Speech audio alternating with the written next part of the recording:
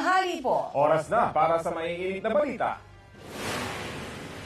5 villa sa Clark, Pampanga na tinutuluyan umano ng mga boss ng Pogo Hub sa Pambantarlac, sinalakay ng mga otoridad. Suspended Mayor Alice Guo at Chinese national na si Gua Huaping, pareho ang fingerprints ayon sa NBI. Pagsasampa ng co-warranto case laban sa alkalde, pinamamadali.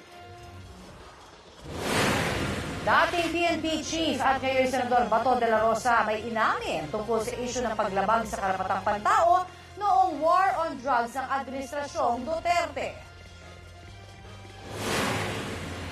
Snatcher ng cellphone sa Cebu, arestado. Suspect, aminadong nalulong sa online sugal kaya nagawa ang krimen.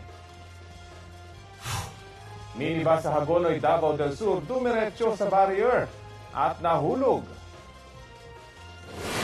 Ano kaya ang laman ng mga bag ng content creator na si Yulin Castro?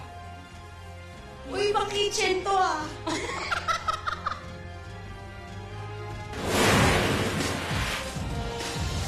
At trending ang mala ninja moves ng isang parkour coach.